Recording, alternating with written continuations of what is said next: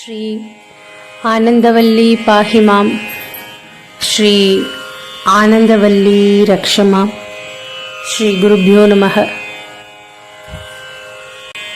இந்த வைகாசி விசாகத்தினுடைய மகிமையை பற்றி இப்போ நம்ம பார்க்க போறோம். பொதுவா வைகாசி விசாகம் அப்படின்னாலே முருகப்பெருமான் அப்படின்னு எல்லாருக்கும் ஞாபகம் வரும்.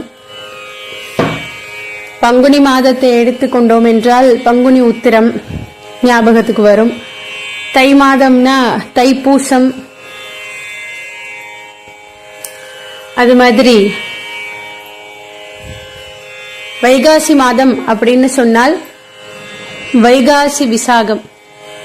முருகனை வீறு கொண்ட விசாகா அப்படின்னு மனமுருகி பிரார்த்தித்தால் அப்படி முருகப்பெருமான் ஓடோடி வருவாராம். முருகப்பெருமானுக்குரிய விசேஷ தினம் வைகாசி விசாகம். முருகப்பெருமான் அவதரித்த திருநாள் அப்படிங்கறதுனால அந்த நாளிலே விரதம் இருந்து வழிபடுவோருக்கு வேண்டிய வரங்கள் எல்லாம் கிடைக்கும் அப்படிங்கக்கூடிய நம்பிக்கையிலே வைகாசி விசாகத்தன்று பெரும்பாலானோர் விரதம் மேற்கொள்வார்கள்.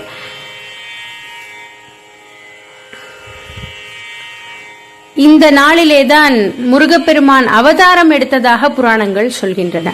அதாவது மொத்தம் 27 நட்சத்திரங்கள் இருந்தாலும் அந்த 27 நட்சத்திரங்களிலே கிருத்திகை மற்றும் விசாக நட்சத்திரங்கள் முருகப்பெருமானுக்கு உரிய முக்கியமான விரத வழிபாட்டு நாட்களாக கருதப்படுகிறது.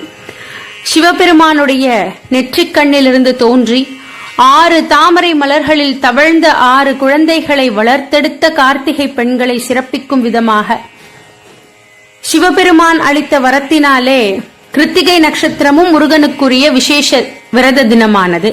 அதே போல முருகப்பெருமான் விசாக நட்சத்திரத்திலே அவதரித்த வீறு கொண்ட விசாகன் என்பதாலே விசாக நட்சத்திரமும் அவருக்கு உரியதாயிற்று. அது மட்டும் கிடையாது, ரொம்ப முக்கியமான ஒரு விஷயம் இதுல என்ன அப்படின்னு கேட்டால், விசாகம் நட்சத்திரம் ஞானத்திற்கு உரிய நட்சத்திரம். அதனாலே தான் விசாக நட்சத்திரத்திலே தோன்றி குழந்தை பருவத்திலேயே தந்தைக்கு, அதாவது தந்தையின் குருவே சுவாமிநாதா அப்படின்னு சொல்லுவோம், தந்தைக்கே வேதத்தின் பொருள் உரைத்தவர் அப்படிங்கறதுனால முருகனை ஞான பண்டிதா அப்படின்னு சொல்லியும் தகப்பன் சுவாமி அப்படின்னும் நம்ம சொல்லி அழைக்கிறோம்.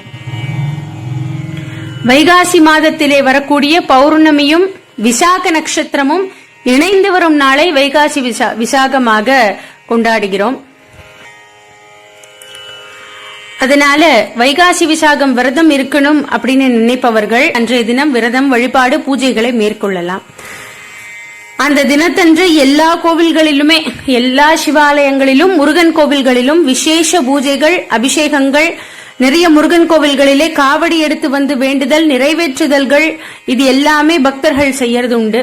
சரி, வீட்டிலேயே விரதம் இருக்கணும் அப்படின்னு நினைப்பவர்கள் கந்தசஷ்டி, அது மாதிரி பங்குனி உத்திரம் விரதம் இருக்கிறோம் இல்லையா, சஷ்டி விரதம், பங்குனி உத்திர விரதம், இது மாதிரி விரதங்கள் இருப்பது மாதிரியே இதற்கும் விரதம் இருக்கலாம். அருகில் இருக்கக்கூடிய முருகன் கோவிலுக்கோ அல்லது சிவாலயத்திலே இருக்கக்கூடிய முருகனையோ தரிசனம் செய்து வழிபட்டு வரலாம். அது மாதிரி அபிஷேகம் செய்யணும் அப்படின்னு நினைச்சா பால் உள்ளிட்ட பொருட்கள், அபிஷேக பொருட்கள் எல்லாம் வாங்கி கொடுக்கலாம். அந்த மாதிரி முருகனுக்கு சிறப்பு பூஜைகள் செய்யலாம்.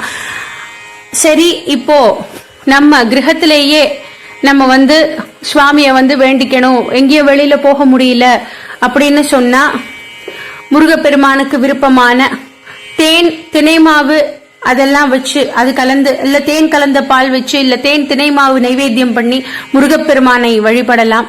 வைகாசி விசாகத்தன்று முருகப்பெருமானுக்கு விரதம் இருந்து வழிபடுபவர்களுக்கு தொல்லைகள் தரும் பிரச்சனைகள் அனைத்தும் விலகிவிடும். ஒரு பிறவியிலே செய்த பாவங்கள் எல்லாம் நீங்கும், நல்ல ஞானம் கிடைக்கும் அப்படிங்கக்கூடியது ஐதீகம். எந்த பிரச்சனையாக இருந்தாலும் கந்த பெருமானை இந்த வைகாசி விசாகத்தன்று மனமுருகி வழிபடுவோம். அனைத்து நன்மைகளையுமே நாம் அனைவரும் அடைவோம். அதோட நம்ம கோவில்ல இன்னொரு விசேஷம் என்ன அப்படின்னா, வைகாசி விசாகம் முருகப்பெருமானுக்கு சிறப்பு அபிஷேக ஆராதனைகள் செய்வதோடு நம்ம எல்லா இதுலயுமே சொல்லியிருக்கோம், எல்லா வீடியோஸ்லயுமே பௌர்ணமி பற்றி நிறைய பேசி இருக்கிறோம். நம்ம அம்பாளுக்கு பௌர்ணமி அன்று சாயங்காலம் இரவு 7 மணிக்கு மேல நவாவரண பூஜை ரொம்ப விசேஷமாக நமது குருநாதர்கள் செய்து வருகிறார்கள்.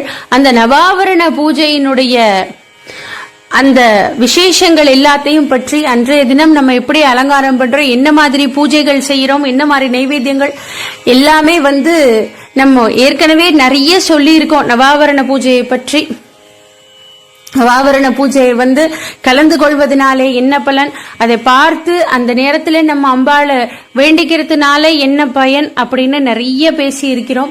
அதனாலே வைகாசி விசாகம் மற்றும் பௌர்ணமி இணைந்து ஒரு மிகவும் சிறப்பானது ஒரு தினமாக வருவதனாலே முருகப்பெருமானுக்கு அபிஷேக அலங்காரங்கள் தீபாராதனைகளும் நடைபெறும். அதை தொடர்ந்து பௌர்ணமி இரவு நவாவரண பூஜை அம்பாளுக்கும் விசேஷமாக நடைபெற இருக்கிறது.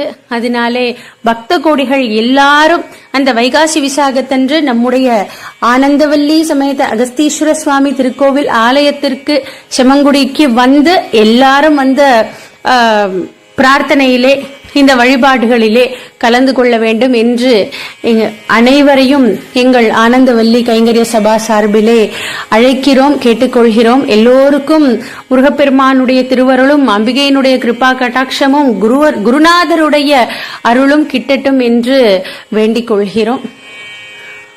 உருவாய் அருவாய் உளதாய் இலதாய் மறுவாய் மலராய் மணியாய் ஒளியாய் கருவாய் உயிராய் கதியாய் விதியாய் குருவாய் வருவாய் சத்குருவாய் வருவாய் அருள்வாய் குஹனே. ஸ்ரீ ஆனந்தவல்லி பாஹிமாம், ஸ்ரீ ஆனந்தவல்லி ரக்ஷமாம். ஸ்ரீ குருபியோ நமஹ.